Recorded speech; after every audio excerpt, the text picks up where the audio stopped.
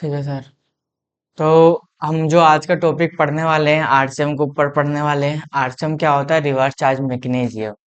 इसकी लायबिलिटी की टैक्स की पेमेंट किसके ऊपर गवर्नमेंट लगाती है? बायर के ऊपर लगाती है।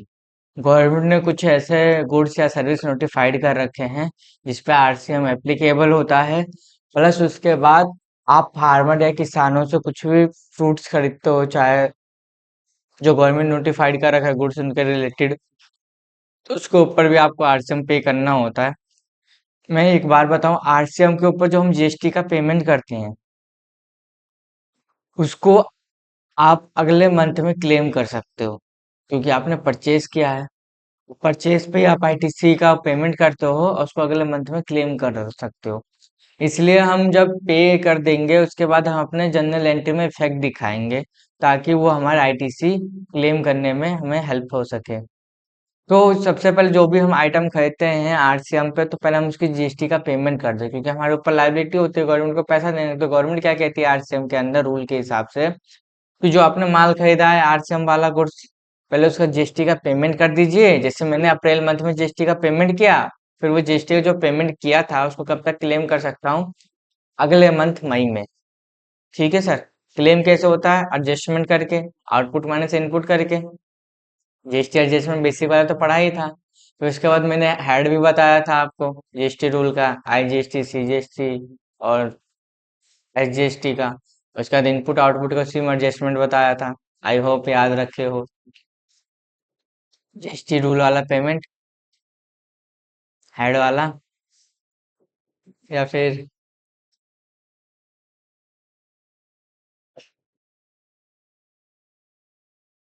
चलो। तो हम आज क्या बात करने वाले आरसीएम के ऊपर। तो सबसे पहले आप कैशनेट सुना होगा, काजू, कैशनेट। तो आज हम वो सेल आउट करने वाले हैं। बट उसके ऊपर क्या है, हमारा आरसीएम है, तो मैं सारा कुछ यहीं से के आपको क्रिएट करके दिखाने वाला हूँ। तो मैं सीधे आ जाता हूँ वॉचर में। वॉचर में आने के बाद मैं किस में आ जाता हूँ? सेल पे। F8 प्रेस कर दीजिए, सेल पे आ जाओगे। मैं डेट डाल देता हूँ 1 अप्रैल। उसके बाद मेरा बिल नंबर ऑटोमेटिक है, 1 है, पहली बार मैं सेल कर रहा हूँ। अब मैं इसको सेल आउट किसको करने वाला हूँ, तो मेरे केस में एक पर्सन का जीएसटी नंबर है जिसका नाम है, बिजनेस का नाम है आदित्य फैशन। ठीक है सर। तो मैं आदित्य फैशन क्या है, हम सब ड्राई फ्रूट्स ले जाना चाहते हैं, मैंने डाल दिया। ये हमारी कौन है सर, जिसको हम सेल करते हैं? सैंडी डेटर है। बिल वाइज एंट्री को यस रखिएगा। ठीक। एंटर एंटर मार के जो भी इसका एड्रेस होगा आप एड्रेस भी डाल सकते हो। जैसे मेरे केस में यहाँ एड्रेस कहाँ होगा, ये सारा एड्रेस ही है उनका। तो मैं एक छोटा सा एड्रेस उनका डाल देता हूँ, बाकी आपको ये पूरा लिखना होगा, जितना आपको एड्रेस में मेंशन हो रहा है ना, ये आपको पूरा लिखना होगा। तो मैं छोटा सा एड्रेस मैं ऐसे ही डाल देता हूँ, कॉपी पेस्ट नहीं करना। House number 1084। उसके बाद गली नंबर 2, हरकेश नगर। गली नंबर 2, हरकेश नगर। ठीक है। उसके बाद हरियाणा के हैं 12100, इनका पिन कोड डाल दिया मैंने। उसके बाद क्या डालना है मुझे, इनका जीएसटी नंबर, जो कि ये रहा इनका जीएसटी नंबर। तो मैंने यहाँ जीएसटी नंबर डाल दिया और एंटर मारा। एंटर मार के मैंने क्या कर लिया सर, सेव कर लिया है। अब मुझे यहाँ एक क्या बनाना होगा, लोकल सेल एग्रीगेट कितने परसेंट से काजू पे लगता है, 5% से मैंने 5% डाला। किस में डाला मैंने? सेल्स अकाउंट्स में डाला। यहाँ पे आप क्या करोगे, यहाँ पे स्पेसिफाई टैक्स वाल करके 18% दोगे। और यहाँ पे देखो क्या लिखा है, एप्लीकेबल फॉर रिवर्स चार्ज। अगर आपके सामने ऐसा नहीं आता है तो आप क्या करोगे, F12 प्रेस करोगे। ठीक है सर। F12 प्रेस करने के बाद सीधे कहाँ होगी, जीएसटी डिटेल में। जीएसटी डिटेल में आने के बाद यहाँ पे देखो लिखा है अलेबल रिवर्स चार्ज कैलकुलेशन के, इस ऑप्शन को क्या करोगे, यस करोगे। ठीक है। तो इस ऑप्शन को मैंने यस कर दिया है। तो मैं यहाँ भी इस ऑप्शन को यस करूंगा और टाइप्स ऑफ क्या कर रहा हूँ, गुड्स सेल आउट कर रहा हूँ। मैंने एंटर मार दिया। ठीक है सर। अब मैं एक काजू, जैसे मैंने बोला कि मैं एक ट्रेड कर रहा हूँ लेजर। काजू हमारे किस में जाता है, केजी में, तो मैं यहाँ केजी डाल देता हूँ। कितने ₹1 पर केजी। फिर इसके बाद एचएसएन डिटेल जो भी होगा, तो काजू का 0801 होता है, स्पेशल डिटेल करके 18% डाल दिया। अब यहाँ पे पूछ रहा है कि क्या इस पे रिवर्स चार्ज एप्लीकेबल है। हाँ, इस पे रिवर्स चार्ज एप्लीकेबल है। पर क्या हम जो सेल करते हैं रिवर्स चार्ज के अंदर, तो क्या हम उसके आईटीसी क्लेम करेंगे सेल के टाइम पे? मुझे ये बताओ। सेल के टाइम पे जो हमने उसको सामने वाला पार्टी को सेल किया है, क्या हम उसके आईटीसी क्लेम कर सकते हैं, यानी इनपुट टैक्स क्रेडिट ले सकते हैं?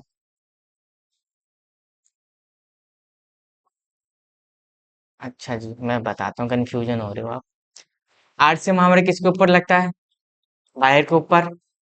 टैक्स की लायबिलिटी कौन पे करेगा? बायर पे करेगा। तो गवर्नमेंट ने क्या क्या कह रखा है, जो आरसीएम के अंदर टैक्स का पेमेंट किया है, वही उसको क्लेम कर सकता है। तो हम तो आईटीसी क्लेम तो कर नहीं सकते। आईटीसी का फुल फॉर्म क्या होता है? Input tax credit. तो हम तो आईटीसी क्लेम नहीं कर सकते, तो हम इस ऑप्शन को क्या कर देंगे? नो कर देंगे। गुड्स डाला और एंटर मार के कर दिया हमने। सिर्फ यहाँ पे देखोगे तो मैंने क्या कर रखा है, किस पे कर रखा है, सिर्फ रिवर्स चार्जेस पे एप्लीकेबल होगा। उसके बाद मैंने कितना बेचा है, तो 100 केजी बेचा है। कितने के हिसाब से? तो मैं 55 रुपये पर केजी के हिसाब से बेचा हूँ। ठीक है, और एंटर एंटर मारा और न्यू रेफरेंस किया। यहाँ पे मैं जीएसटी चार्ज नहीं करूंगा, क्योंकि मैं आरसीएम के अंदर बेच रहा हूँ। मैं एंटर मार के मैंने सेल आउट कर दिया है। अब कहोगे बिल पे दिखाओ सर, कहाँ लिखा है आरसीएम? तो मैं कंट्रोल पी करके, आप में प्रिंटर होगा तो आप प्रिंट कर देना। मैं प्रीव्यू करके दिखा रहा हूँ। मैं प्रीव्यू पर क्लिक किया तो देखो, मेरा कंपनी का नाम है और जिस पार्ट को मैंने बेचा उसका सारा डिटेल आ गया है। उसके बाद मैं नीचे आता हूँ तो देखो, मेरा कैशनेट है और यहाँ पे जितना का एक्चुअल अमाउंट है गुड्स का, वही बस मैंने अमाउंट लिया है। उसके अलावा कोई अमाउंट नहीं लिया है। अगर मैंने कोई जीएसटी चार्ज किया होता तो यहाँ पे दिखाता, लेकिन दिखा नहीं रहा है। उसके बाद नीचे आओगे तो देखो, यहाँ पे ऑटोमेटिक कैलकुलेट करके दे रहा है कि 5500 में, नीचे बताएगा, यहाँ पे नहीं बताएगा। नीचे में आपको डिटेल देगा कि इस पे रिवर्स चार्ज के अंदर कितना आपको टैक्स का पेमेंट करना है। यानी जो इस काजू को परचेज कर रहा होगा, मेरे केस में काजू को कौन परचेज कर रहा है सर? आदित्य फैशन। तो आदित्य फैशन पे ये एप्लीकेबल होगा। देखो यहाँ लिखा है सब्जेक्ट टू रिवर्स चार्ज। यानी रिवर्स चार्ज के अंदर आदित्य फैशन को कितना इसका टैक्स का पेमेंट करना है? 990 रुपया। 495 सीजीएसटी और 495 एचजीएसटी। तो 990 रुपया टैक्स का पेमेंट कौन पे करेगा? जो विषम काजू दे रहे हैं। किसको दे रहे हैं सर? आदित्य फैशन को दे रहे हैं। वो खुद ही पे करेगा। वो खुद ही पे करेगा। ठीक है सर। अच्छा सर, तो यहाँ तक आपने समझा। ठीक है। लेकिन यहाँ पे देखो, एक मिस्टेक हो रखा है। पता नहीं आप बिल कैसे देखते हो, मुझे नहीं मालूम, पर मैं देखता हूँ। यहाँ पे देखोगे तो 18% से कैलकुलेशन हो रहा है। पता नहीं कहाँ देखते हो आप लोग। और यहाँ देखो मैंने क्या ले रखा है, 5%। मैंने मिस्टेक कहाँ किया है? जीएसटी डालने में मिस्टेक किया है। तो यहाँ पे देखो, मैं यहाँ एंटर आता हूँ, यहाँ पे मैंने कितना रेट डाल दिया है? 18%। डालना कितना था? 5%। अब एंटर एंटर मारूंगा। इफेक्ट कब से? मेरे 1 अप्रैल से ही है। और कोड सिलेक्ट किया। उसके बाद मैं एंट्री दोबारा सेव करूंगा। लेकिन मुझे एक जगह और चेंज करना होगा। कहाँ पे? अपनी स्टॉक आइटम पे। वहां भी चेंज करना होगा और यहाँ भी चेंज करना होगा, क्योंकि काजू पे क्या होता है, अपना 5% का जीएसटी लगता है। और मैं ये भी इफेक्ट कब से मैं डाल रहा हूँ? करंट डेट से ही डाल रहा हूँ। कुछ सिलेक्ट किया और उसके बाद कंट्रोल ए से सेव किया। मैं पेजअप करता, कंट्रोल पी करता, प्रीव्यू करता। अब देखो, 5% के हिसाब से लगा है जीएसटी। यहाँ पे भी देखो, 2.5% से। यानी अब कितना पेमेंट इसको करना है? 5500 के ऊपर 275 रुपये का पेमेंट करना है। किसके अंदर? रिवर्स चार्ज के अंदर। ठीक है सर। ऐसा आप बिल बना के दोगे। अब कहोगे कि हमारे बुक्स ऑफ अकाउंट्स में क्या इफेक्ट पड़ेगा? आओ दिखाता हूँ मैं। एक यहाँ से आप रिपोर्ट देख सकते हो। एक आपको एक शॉर्टकट बताता हूँ कि अगर आपको उस पर देखना है कि रिवर्स चार्ज के अंदर जीएसटी ऑटोमेटिक कैलकुलेट हुआ है कि नहीं हुआ है, तो क्या करोगे? ऑल्ट ए। मैंने क्या बोला? ऑल्ट ए। फिर इसके बाद यहाँ पे देखो, सिर्फ यहाँ पे दिखा है 275 रुपये का आपका ड्यूटी बन रहा है पे करने का, लेकिन आपका नहीं है। किसका है? जो माल ये खरीद रहा है। तो इसको और डिटेल में देखने के लिए क्या प्रेस करोगे? Alt F5। यहाँ 5 लिखा हुआ है। बस आपको ऑल्ट के साथ F5 दबाना है। यहाँ पे देखो तो 2.5% कैलकुलेट कर लिया सीजीएसटी एचजीएसटी ऑटोमेटिक। हमने क्या वहां पे चार्ज किया क्या? नहीं किया। रिवर्स चार्ज के अंदर ऑटोमेटिक, यहाँ देखो लिखा भी है नीचे नोट में कि amount to tax subject to reverse charge. यानी ये पेमेंट आप नहीं करने वाले हो, पेमेंट कौन करने वाला है? बायर पे करने वाला है। ठीक है। अच्छा सर, एक बार आपको रिपोर्ट भी दिखा देता हूँ। मैं कहाँ पे जाऊँगा? डिस्प्ले मोड रिपोर्ट्स में, स्टेटरी रिपोर्ट में, और जीएसटी रिपोर्ट में। जीएसटी रिपोर्ट में किस में आऊँगा? जीएसटीआर 1 में आऊँगा।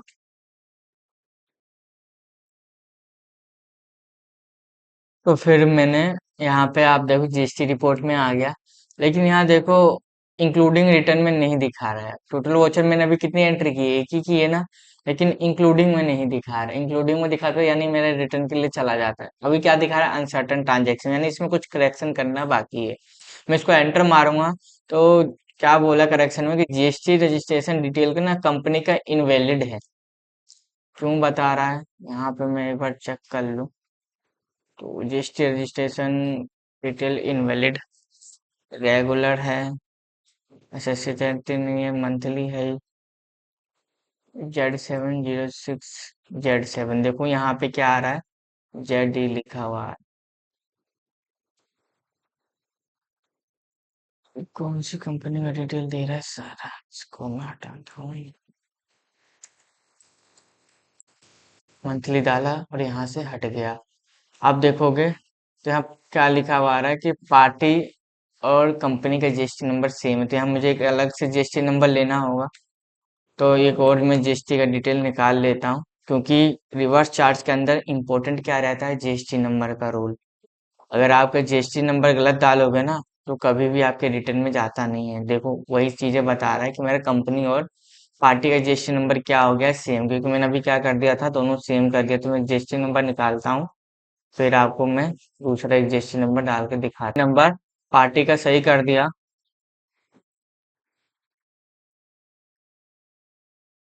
जीएसटी नंबर मैंने पार्टी का सही कर दिया। अब देखो पहले अनसर्टन ट्रांजेक्शन में दिखा रहा था, मतलब कि इसमें अभी कुछ ना कुछ आपकी अभी गलती है। मेरी कहाँ गलती थी? पार्टी के जीएसटी नंबर में थी। तुमने जीएसटी नंबर लेके सही कर दिया।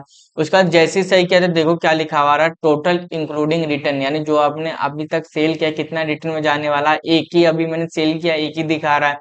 उसके बाद रेडी फॉर अपलोड। देखो टैली से क्या होता है, आप यहाँ से सीधे जेएसओन फाइल बना के अपलोड कर सकते हो। टैली का यही एक फायदा होता है, आप जितने का भी सेल करो एक मंथ में, लाख का, 1.5 लाख का, 10 लाख का, 15 लाख का, 20 लाख का, कितने का भी करो, टैली से सीधे क्या करते हो कि जेएसओन फाइल को अपलोड कर सकते हो यहाँ से बना के। आपको वहाँ एक एक मैनुअली डालने की जरूरत नहीं है। मैं आपको आगे दिखाऊंगा कि कैसे जेएसओन फाइल यहाँ से बना के अपलोड करके फिर वहां पे डालते हैं। लेकिन अभी देखो यहाँ पे लिखा हुआ आ रहा है ना कि अभी अपलोड नहीं हुआ है, रेडी हो गया है अपलोड के लिए। और और उसके बाद आपके इंक्लूडिंग रिटर्न में भी एक है, और टोटल वॉचर मैंने क्या है? एक। अब देखो नीचे भी यहाँ दिखा रहा है कि मैंने B2B इनवॉइस जनरेट किया है 5500 रुपए का। सीजीएसटी और एसजीएसटी यहाँ दिखा रहा है, लेकिन यहाँ पे तो दिखा रहा है, लेकिन मुझे इसका पेमेंट नहीं करना है। क्यों नहीं करना है? क्योंकि मैंने रिवर्स चार्ज के अंदर इसको बेचा है। ठीक है जी। तो सेल के टाइम पे आपने यहाँ देख लिया रिकॉर्ड। अब मुझे क्या करना है कि एक दोबारा एक पार्टी लेना है। अब मुझे जो सेल किया है, तो देखो सेल में मेरे बैलेंस शीट में आ जाता है। बैलेंस शीट में आने के बाद यहाँ आ जाता हूँ करंट लाइबिलिटी में। यहाँ देखो मेरा कोई भी सेल का जो आउटपुट इनपुट का इफेक्ट पड़ता था, यहाँ नहीं पड़ा, क्योंकि जब भी मैं सेल आउट करता था मेरी लाइबिलिटी दिखा देती थी कि हाँ इतने का पेमेंट करना है। आउटपुट में कहाँ पे दिखा देती? बैलेंस शीट में आकर करंट लाइबिलिटी में दिखाते थे। लेकिन करंट लाइबिलिटी में कोई शो कर रहा है क्या? नहीं कर रहा है। सिर्फ 5500 रुपये कहाँ शो कर रहा है? प्रॉफिट एंड लॉस में, कि आपने अभी तक कितने का माल बेचा है? 5500 रुपये का। काजू वही आपका क्या दिखा रहा है? नेट प्रॉफिट दिखा रहा है। इसके अलावा कुछ नहीं दिखा रहा है। और ना ही यहाँ टैक्स दिखा रहा है, तो मुझे कुछ पे करना है, क्योंकि मैंने सेल कैसा किया है? आरसीएम के अंदर सेल किया है। अब मैं यही बात करता हूँ कि मैंने माल बेचा था आरसीएम के अंदर, तो एक बार उसको बिल को मैं कन्वर्ट कर लेता हूँ पीडीएफ में। ठीक है सर। फिर इसके बाद कन्वर्ट करके वो बिल मैं अपने पास ले लेता हूँ, क्योंकि मैंने आगे वाले पार्टी को बेच दिया है। और मैं फिर दूसरी कंपनी जो कि बायर की होगी उसमें वो बिलिंग करके दिखाऊंगा, कैसे मैं परचेज का बिल चढ़ाऊंगा, कैसे उसका अपने बुक्स ऑफ अकाउंट्स में इफेक्ट डालूंगा, ताकि मैं इनपुट क्रेडिट क्लेम कर सकूं। ठीक है। तो अभी मैं वो बिल ले लेता हूँ जो मैंने ये बिल बेचा है, और मैं इसको क्या कर दूं? सीधे देखो यहाँ पे आपका एक ऑप्शन आता है एक्सपोर्ट का। एक्सपोर्ट आप पे आप जाइए, करंट वाले पे क्लिक कीजिए, कॉन्फ़िगर पे जाके यहाँ तो पहले सेटिंग कर लीजिए कि कहाँ रखने वाले हो उस बिल को। तो मैं पीडीएफ फॉर्म में मैं चाहता ही हूँ। फिर उसके बाद नंबर ऑफ कॉपी एक ही है, यहाँ पे क्या है, local drive, export to local drive, उस पर आप क्लिक करना। मैं लोकल ड्राइव में रखूंगा, लेकिन मैं अपने ड्राइव सेलेक्ट करूंगा कि मैं कहाँ रखना चाहता हूँ। मैंने ये सिलेक्ट किया। उसके बाद मैं कहाँ रखूंगा, डाउनलोड फाइल पे रखूंगा। डाउनलोड फाइल में जो मेरा सोनू तिवारी के नाम से है, या फिर मैं और भी कोई फोल्डर होगा तो वहां पे भी रख सकता हूँ, लेकिन मैं कहाँ रखना चाहता हूँ, सिर्फ डाउनलोड फाइल में रखना चाहता हूँ, इसी वाले फोल्डर में। एंटर मारा और मैं यहाँ सेल्स लिख देता हूँ, किसके अंदर, अंदर आरसीएम बिल। ठीक है, कंट्रोल ए से सेव कर लिया, कंट्रोल ए से सेव, और सीधे क्या कर दूंगा, एक्सपोर्ट। जैसे एक्सपोर्ट करूंगा तो देखो मैंने टैक्स इनवॉइस जनरेट कर दिया, यानी सामने वाली पार्टी ने मुझे सेल का बिल दे दिया है, और मेरे लिए क्या हो गया, ये परचेज, और यहाँ लिखा भी आ रहा है क्या है, सब्जेक्ट टू रिवर्स चार्ज। तो मेरे सामने ये ऐसा रिवर्स चार्ज का क्या हो गया है, सिंपल सा बिल आ चुका है। अब मेरे को क्या करना है कि सर मुझे पार्टी क्रिएट करना और चढ़ाना है। और आर्या इंटरप्राइजेस कौन है, ये आर्या रेजिडेंसी होटल कौन है, यानी ये मैं हूँ, बायर। और ऊपर कौन है, जिससे मैंने अभी परचेज किया है, तो ये मेरी क्या हो जाएगी, पार्टी हो जाएगी। और नीचे वाला तो मैं हूँ ही। तो पहले मैं अपना कंपनी में इसका एंट्री करूंगा, बिल का एंट्री। तो मैं आ जाता हूँ, पहले अपनी कंपनी की बना लेता हूँ, तो मैं यहाँ पे आ जाता हूँ बनाने के लिए। एक नई कंपनी बना रहा हूँ, क्रिएट में जाके।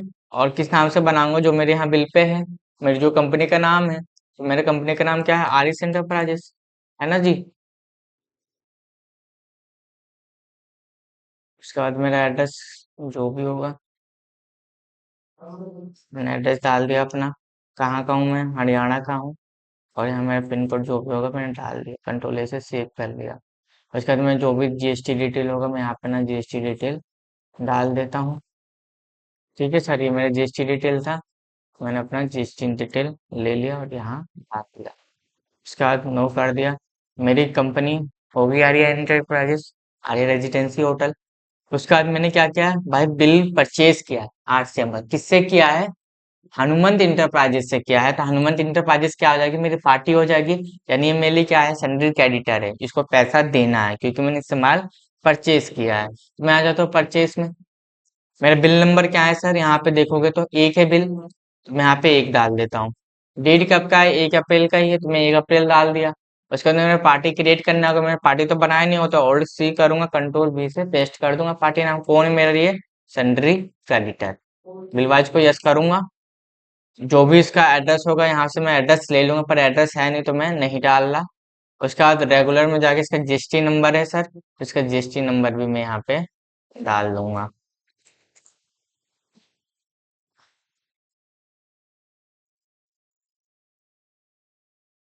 ठीक है, मैंने डाल लिया और एंटर मार के रिसीव कर लिया। उसके बाद मेरे को यहाँ क्या बनाना होगा, लोकल परचेस एग्रेड,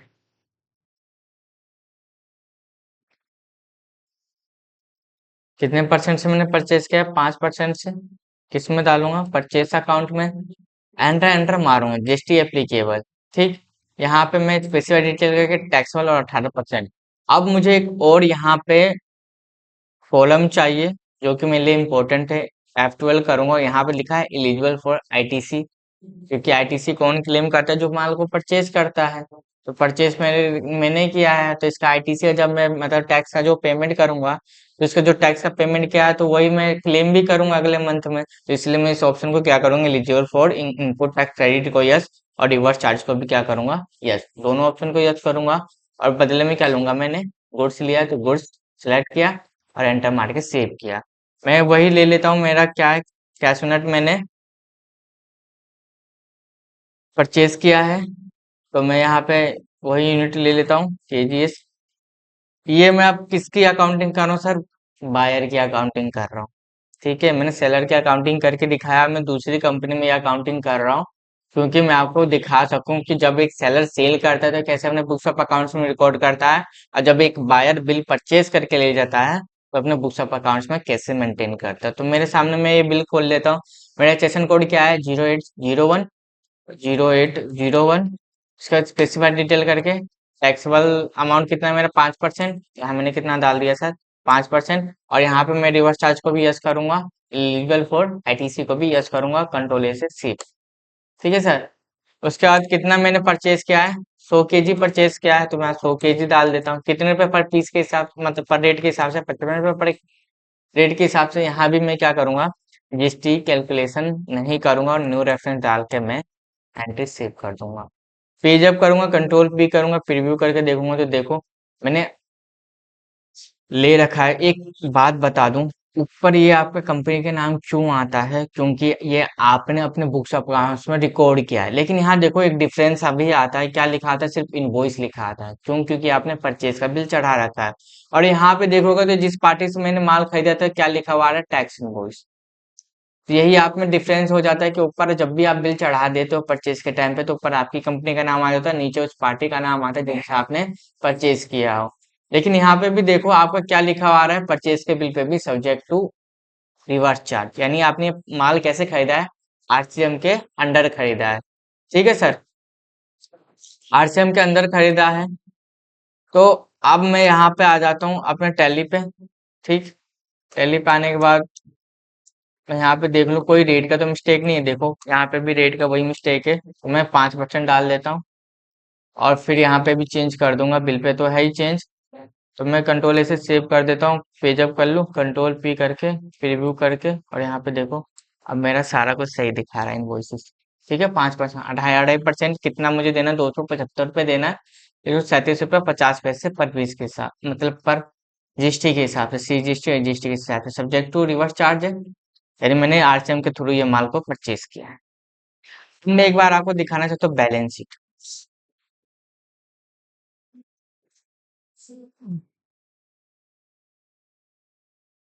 ठीक है जी, तो मैं आपको बैलेंस शीट में दिखा दूं। देखो करंट लायबिलिटी में आ गया और यहाँ सिर्फ क्या दिखा रहा है, सन्ड्री क्रेडिटर, यानी जिस पार्टी को मुझे पेमेंट करना है 5500 रुपया खरीदा है, 5500 रुपये दिखा रहा है। लेकिन अभी भी यहाँ पे मेरे क्या नहीं दिखा रहा है, इनपुट नहीं दिखा रहा है जो मुझे क्लेम करना है।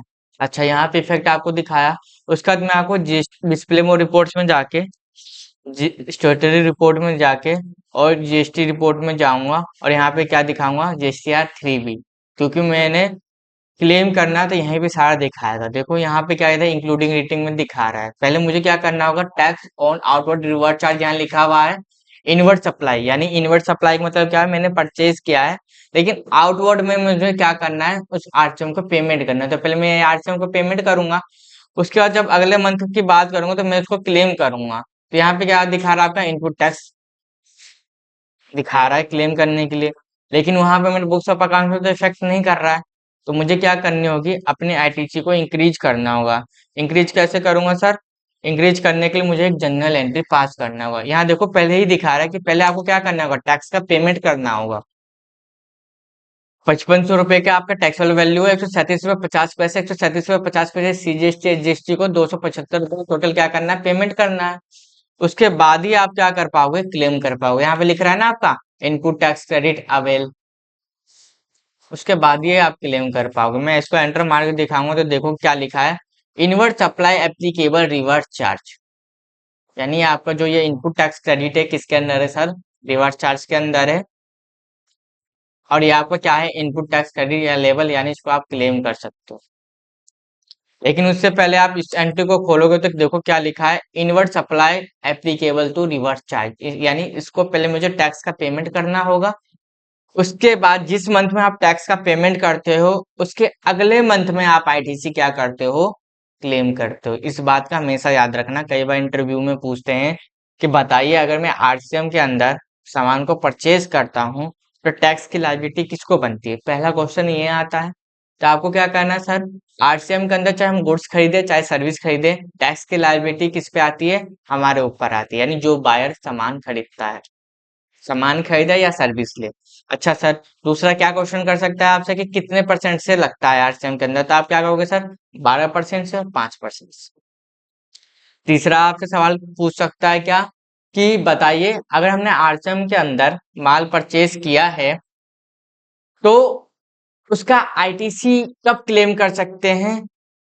तो आप कहोगे सर, जिस मंथ में हमने टैक्स का पेमेंट किया है, यानी अप्रैल मंथ में टैक्स का पेमेंट किया है तो अगले मंथ मई मंथ में उस आईटीसी को क्लेम कर सकते हैं। इसलिए आपको यहाँ पे देखो 2 बार दिखा रहा है, यहाँ भी दिखा रहा है और यहाँ भी दिखा रहा है। यहाँ देखो टैक्सेबल अमाउंट नहीं दिखा रहा है, ओनली क्या दिखा रहा है, आईटीसी दिखा रहा है। लेकिन ऊपर में देखोगे आउटवर्ड सप्लाई में क्या दिखा रहा है, टैक्सेबल अमाउंट दिखा रहा है और बता रहा है कि इतने रुपए का आपको जीएसटी का पेमेंट करना है। आपको डिटेल में देखना है तो कैसे करोगे, एक बार इस पे एंटर मारोगे और यहाँ देखो लिखा हुआ है इनवर्ट सप्लाई का मतलब क्या होता है, माल खरीद के लाए हो। किसके अंदर माल खरीदा है, एप्लीकेबल टू रिवर्स चार्ज, यानी आरसीएम के अंदर माल खरीद के लाए हो और 5500 रुपए के अमाउंट पे यानी गुड्स के टैक्सेबल वैल्यू पे आपको इतने रुपए का टैक्स का पेमेंट करना पड़े। ठीक है सर। अच्छा सर, करने के बाद आप अगले मंथ में क्या करोगे, इसको क्लेम कर सकते हो। यहाँ देखो टैक्सेबल वैल्यू नहीं दिखा रहा है आपका, बस सीजीएसटी एचजीएसटी दिखा रहा है। यहाँ पे आपका दिखा रहा है कि रिवर्स चार्ज के अंदर आपको इसको क्या करना है, क्लेम करना है। ठीक है, मैंने रिपोर्ट देखना बताया, जिस चीज रिपोर्ट में किसी में जाके देखोगे 3B में, 3B में ही आपको सारा कुछ शो करने वाला। अच्छा, उसके बाद आप कहाँ जाओगे, एक बार मैं बैलेंस शीट दिखा देता हूँ। अभी भी देखो मेरा नहीं दिखा रहा है आईटीसी क्लेम करने के लिए, देख लो। अब मैं जैसी एक एंट्री पास करूंगा जनरल एंट्री का, यानी मैंने टैक्स का पेमेंट कर दिया। कैसे टैक्स का पेमेंट करते हैं, R1 में जब मैं जीएसटी का पोर्टल आपको समझाऊंगा ना, वहाँ एक एक टेबल डिटेल में बताऊंगा, तो उसको खास करके याद रखो। ठीक है सर। अच्छा जी, अब क्या करना है मुझे, मुझे अपने आईटीसी अब क्लेम करना है। यानी आप मान लीजिए कि मैंने टैक्स का पेमेंट कर दिया था इस मंथ में, अप्रैल मंथ में, तो मैं क्लेम कब करूंगा, मई मंथ में क्लेम करूंगा। तो मुझे क्लेम करने के लिए क्या करना होगा सर, अपनी आईटीसी बढ़ाना होगा। तो मुझे उसके लिए क्या करना होगा, एक जनरल एंट्री पास करनी होगी। तो मैं यहाँ आ जाता हूँ सीधे F7 यानी जनरल एंट्री में आ जाता हूँ। उसके बाद मैं डेट चेंज करता हूँ, कब का है भाई, 2 मई से मैं इसको क्लेम कर रहा हूँ। यहाँ पे देखो मुझे एक लेजर बनाना होगा, इनपुट सीजीएसटी अंदर आरसीएम 2.5%, इनपुट एचजीएसटी अंदर आरसीएम 2.5%। तो मैं एक लेजर बनाता हूँ, इनपुट सीजीएसटी एग्रेड 2.5 यानी 5% का आधा कितना होता है, 2.5%। अंदर किस में डाल दूंगा, अंडर आरसीएम। ठीक है, इसको मैं किस में रखूंगा, ड्यूटी एंड टैक्सेस में ही रखने वाला हूँ, जीएसटी रखूंगा, सीजीएसटी। और कितने परसेंट से, 2.5% से। ठीक है, जर्नल एंट्री में मैंने आपको पहले ही बताया था, यहाँ ऑटोमेटिक जीएसटी कैलकुलेट नहीं करता है। बाकी सेल परचेस में करेगा, लेकिन जनरल में नहीं करते। यहाँ आपको खुद को मैन्युअली डालना होगा और ये आपको लिख के रखना होगा कि मैंने कितने का टैक्स का पेमेंट किया है। चाहे एक्सेल सीट पे रखिए, चाहे रजिस्टर में लिख के रखिए। जब भी आप आरसीएम के अंदर परचेज का पेमेंट करते हो ना, तो उसके आईटी से हम क्लेम कर सकते हो, गवर्नमेंट ने अलाउ कर रखा है, तो उसको आप लिख के रखिएगा। तो मैं यहाँ 137.50 पैसे था मेरा, लेकिन यहाँ पे देखो कुछ और ऑप्शन नहीं पूछ रहा है मुझसे। पूछने के लिए मुझे क्या करना होगा, यहाँ दिख रहा है स्टे एडजस्टमेंट, इसको मुझे क्लिक करना होगा। क्लिक करने के बाद मुझे पूछ रहा है कि डिटेल बताए किसके ऊपर करना चाहते हो। मैं जीएसटी पे, मेरे को क्या करना है, अपना increase in tax liability input tax credit को बढ़ाना है। इस ऑप्शन को यस किया। आप यहाँ पे देखो, यहाँ पे 3 चीज दे रहा है, क्या आप पार्ट्स इंपोर्ट सर्विस किए हो, क्या अनरजिस्टर्ड डीलर से आपने परचेज किया था या रजिस्टर्ड डीलर से परचेज किया था। किसके अंदर, रिवर्स चार्ज के अंदर मैंने रजिस्टर्ड पर्सन से किया था। तो मैं उसको क्लिक कर लेता हूं। अब देखो यहाँ पे आपके सामने डिटेल आ गया है।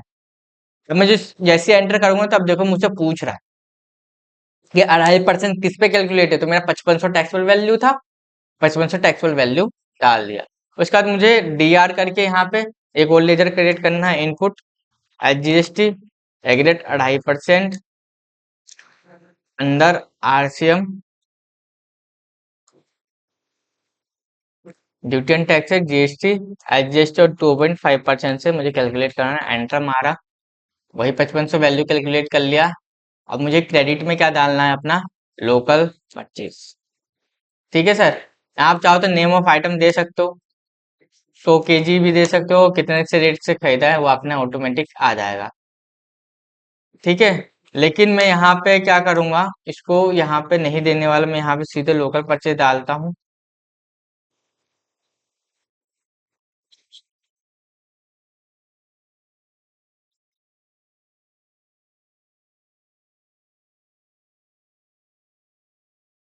मुझे क्या करना है, मैं 275 रुपये जो मेरे बनने थे पेमेंट टैक्स के लिए, यहाँ पे देखो मैं बिल निकालता हूँ आपके लिए। यहाँ पे देखो नीचे आओगे तो मैंने 275 रुपये का टैक्स का पेमेंट कर दिया था। अब मैं क्या कर रहा हूँ, क्लेम करने के लिए मुझे अपने बूस्टर अकाउंट में रिकॉर्ड करना है।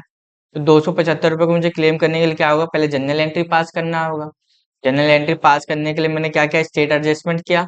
उसके बाद मैंने increase in tax liability input tax credit को किया, क्योंकि मैं अपना आईटीसी को इंक्रीज कर रहा हूँ, बढ़ा रहा हूँ अपने बुक्स ऑफ अकाउंट्स में, क्योंकि मुझे क्या करना है, उसका क्लेम करना है। उसके बाद मैंने रिवर्स चार्ज के अंदर उसको मैंने सिलेक्ट किया है। उसके बाद मैंने डेबिट में क्या डाला है, डेबिट में मैं इनपुट क्यों डालूं, क्योंकि मैंने आपको क्या बताया था, इनपुट अपने एक तरह का क्या होता है, एसेट होता है। तो मैं अपने एसेट बढ़ा रहा हूँ, क्योंकि मैं उसको अगले मंथ में क्लेम करने वाला हूँ, तो मैंने डेबिट कर दिया है। लेकिन क्रेडिट में मैंने परचेज क्यों किया है, क्योंकि मैंने परचेज के थ्रू तो अपना आईटीसी लेना चाहता हूँ, इसलिए मैंने उसको क्रेडिट कर दिया है। अच्छा सर, प्रोवाइड जैसे डिटेल में इसको यस करना, और यहाँ पे पार्टी सिलेक्ट करना कि किस पार्टी से आपने माल परचेज किया। हनुमत से किया था, देखो जैसे ही हनुमत डाला मैंने ऑटोमेटिक सारा कुछ आ गया। एंटर एंटर मारा और मैंने यहाँ एंट्री सिप कर दिया। अब जाके देखो मैं बैलेंस शीट में अपना देखता हूँ ना, display mode reports, sorry sorry, balance sheet में आ जाता हूँ मैं, और यहाँ पे देखो करंट लायबिलिटी में जाऊंगा, तो देखो ड्यूटी एंड टैक्सेस का एक नया कॉलम बन गया है। ड्यूटी एंड टैक्सेस का एक नया कॉलम में आप जाओगे तो देखो मेरा अब दिखा रहा है कि इनपुट सीजीएसटी जीएसटी आपने जो परचेज किया था उस पर आप आईटीसी क्लेम कर सकते हो। कितने का सर आईटीसी है टोटल? 275 रुपए का। कितना सीजीएसटी और एसजीएसटी वो आपको बता देगा। एक और बात बताऊं, जब भी आप एक नॉर्मल परचेज करो या आरसीएम के अंदर परचेज करो, उसके लिए हमेशा एक कॉलम बनाना। यानी नॉर्मल परचेज रहेगा तो क्या लिख दोगे, इनपुट सीजीएसटी एग्रेड जितना रेट से रहेगा। लेकिन जब आरसीएम का आप परचेज करोगे ना, तो आरसीएम के लिए हमेशा एक कॉलम बना के अलग चलना। क्यों बोल रहा हूँ मैं ऐसे, क्योंकि आपको नहीं पता रहता है कि मेरा कितना टैक्स लायबिलिटी, जब आप बैलेंस शीट फाइनलाइजेशन करने बैठोगे ना, तो वहां आपको पता नहीं रहता कि कितना मैंने आरसीएम में परचेज किया था और कितना उसका परचेज किया था, नॉर्मल परचेज किया था। तो इसलिए हमेशा इसका एक अलग से कॉलम बना के रखना। रेट डाल देना, रेट डालने का मन हो तो रेट डाल देना, नहीं डालने का मन होता है तो रेट को मत डालना, सीधे क्या लिख देना, इनपुट सी जीएसटी अंदर आरसीएम, इनपुट एच जीएसटी अंदर RCM। ठीक है सर। तो यहाँ पे देखा आपने कि मैंने कैसे परचेज का, यानी जो मैंने परचेज का बिल किया था, ये आपके सामने ये जो बिल है, इस बिल के हिसाब से अपने मैं डाटा चढ़ाया। चढ़ाने के बाद मैंने अपने जीएसटी पोर्टल पे गया, यानी फॉर्म पे गया, वहां पे टैली में आपको मैंने दिखाया कि वहां मेरा पहले टैक्स पेमेंट करने के लिए बोलता है, उसके बाद क्लेम करने के लिए बोलता है। तो मैंने पेमेंट कर दिया था, इसलिए मैंने क्लेम करने के लिए क्या कर दिया था, अपने जनरल एंट्री से मैंने एक ये एंट्री पास करके मैंने क्या कर दिया, अपनी लायबिलिटी बढ़ा दी। और वो लायबिलिटी जैसे ही मैंने बढ़ाई, और तो मेरे बुक्स ऑफ अकाउंट्स में शो होने लगा बैलेंस शीट में कि आप अब इसके लिए एलिजिबल हो चुके हो आईटीसी क्लेम करने के लिए। तो यहाँ पे आप दोबारा देखोगे, मैं बैलेंस शीट में जाता हूँ, देखो करंट लायबिलिटी में अब मेरा दिखा रहा है, यानी इस पार्टी को मुझे कितना देना है, 5500 रुपये देना है। लेकिन अब मैं ड्यूटी एंड टैक्स पेमेंट को कितना मैं कर सकता हूँ, इतना अपना क्लेम कर सकता हूँ। तो इस तरीके से आप अंदर आरसीएम को गुड्स का माल परचेज करते हो, सेल करते हो, और आईटीसी क्लेम कर सकते हो अपने बुक्स ऑफ अकाउंट्स में दिखा के। अच्छा सर, अगर मैं ट्रांसपोर्ट सर्विस से लिया होता, सर्विस अगर मैं ट्रांसपोर्ट सर्विस से लिया होता, तो क्या होता उस केस में, कैसे उसको मैं परचेज करता और कैसे अपने आईटीसी लेता। तो एक ट्रांसपोर्ट सर्विस वाले को भी देख लेते हैं। आप देखते हो कि कंपनियां बहुत सारी जीटीए की सर्विस लेती है। जीटीए का मतलब क्या होता है, goods and transport service, sorry, goods agency service, goods agency transport service जिसे कहते हैं, जीटीए का फुल फॉर्म होता है गुड्स ट्रांसपोर्ट एजेंसी सर्विस। ठीक है। तो उसके लिए एक बिल हम कैसे बनाएंगे, तो मैं यहीं आ जाता हूँ, हनुमंत इंटरप्राइजेस। तो सर, अब मैं आपको एक जीटीए का सर्विस परचेस या सेल करके दिखाता हूँ। तो मैं आपको एक काम करता हूँ, जीटीए का सर्विस सेल आउट करके दिखाता हूँ कि कैसे हम जीटीए का सर्विस सेल आउट करते हैं। तो मैं आ जाता हूँ यहाँ पे वॉचर्स में, और किस में आ जाता हूँ, सेल में। सेल्स में आने के बाद मुझे कहाँ जाना होगा, पहले तो first of all change mode पे, काउंटिंग इनवॉइस पे, क्योंकि अब मैं क्या दे रहा हूँ, सर्विस दे रहा हूँ, अंदर रिवर्स चार्ज। अच्छा सर, तो मुझे एक पार्टी बनानी होगी, तो मैं एक पार्टी बना लेता हूँ अपना, ABT पार्सल सर्विस, इस नाम से उनकी कंपनी है। मैं इसको किस में डाल देता हूँ, सन्ड्री क्रेडिटर में, ओ सॉरी सन्ड्री डेटर में, क्योंकि मैं इसको क्या कर रहा हूँ, सेल आउट कर रहा हूँ। इसको एप्लीकेबल कर दिया, उसमें जो भी एड्रेस होगा आप डाल दो। मेरे पास इसका क्या है, सिर्फ जीएसटी नंबर है, तो मैं यहाँ इसका जीएसटी नंबर डाल देता हूँ, 24AA BCA 8398K1Z9। ठीक है सर, मैंने उसका जीएसटी नंबर डाल दिया, एंटर मार के, और मैंने एंट्री सेव कर ली। उसके बाद मैं कंट्रोल से सेव कर दिया। उसके बाद मुझे यहाँ पे क्या लिखना है सर, जीटीए सर्विस दे रहा हूँ मैं, जीटीए सर्विस लिख लो या ट्रांसपोर्ट सर्विस लिख लो, आपके ऊपर डिपेंड करता है। जीटीए ट्रांसपोर्ट सर्विस लिखो, जैसे मैंने जीटीए लिख दिया और यहाँ पे क्या लिख दिया, ट्रांस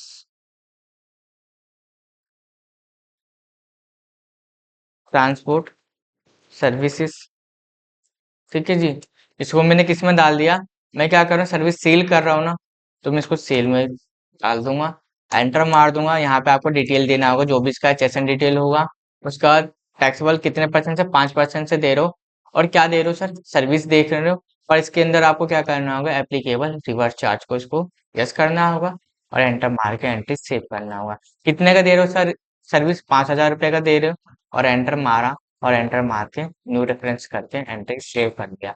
मुझे देखना है इस पे कैलकुलेट कर रहा है कि नहीं कर रहा है जीएसटी, तो ऑल्ट एक, अगर आपको शॉर्टकट की याद नहीं रहता है तो आपको पहले कहाँ जाना होगा, रिलेटेड रिपोर्ट में।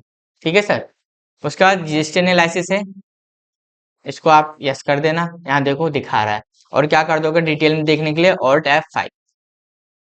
जैसे क्या, तो देखो 5,000 पे 2.5% 125 रुपया, और 2.5% 125 रुपया, 250 रुपये कैलकुलेट कर दिया है। ठीक है सर। आप इसको अगर प्रिंट निकाल के दोगे ना, तो प्रीव्यू करके देखो, देखो यहाँ पे लिखा हुआ आएगा कि आपका सब्जेक्ट टू रिवर्स चार्ज के अंदर आपने क्या कर दिया है, जीटीई का सर्विस सेल आउट कर दिया है। और आपको क्या करना होगा, इसी सर्विस को आप परचेज कर रहे हो क्योंकि आप ट्रांसपोर्ट वाले से सर्विस ले रहे हो, है ना। आपको क्या करना होगा, वहां पे इससे परचेज में जाना होगा, और वहां पे चेंज मोड करके क्या करना होगा, अकाउंटिंग इनवॉइस। और वहां पे आप दो ऑप्शन को यस करोगे, एक रिवर्स चार्ज को और एलिजिबल आईटीसी को, दोनों का आप यस करके परचेस चढ़ा लोगे। और उसके बाद आप बैलेंस शीट में देखोगे कि मेरा आईटीसी आया है कि नहीं आया है, तो आपको क्या करना होगा, एक जनरल एंट्री पास करना होगा, जैसे मैंने अभी किया था। तो इस तरीके से चाहे गुड्स बेचो चाहे सर्विस बेचो, आपको क्या करना है, रिवर्स चार्ज को हमेशा यस करना है। अच्छा, कहाँ कहाँ पे रिवर्स चार्ज हमें एप्लीकेबल करना हो, तो पहले तो ये देख लीजिए, दो जगह करना होगा। अगर आप गुड्स लेते हो तो, अगर मैं सिर्फ गुड्स की बात करूं तो दो जगह एप्लीकेबल करना होगा, एक लोकल सेल बनाते समय, और एक स्टॉक आइटम पे। मैं दिखाता हूँ, एक लोकल सेल बनाते समय कहाँ पे सर, यहाँ पे नीचे में। ठीक है। और एक आपको कहाँ, यहाँ पे स्टॉक आइटम बनाते समय, दो जगह गुड्स के केस में। और सिर्फ सर्विस के केस में किस में करना है सर, बस जीटी ट्रांसपोर्ट सर्विस वाले पे, और इसके यहाँ तो कुछ करना नहीं है। ठीक है।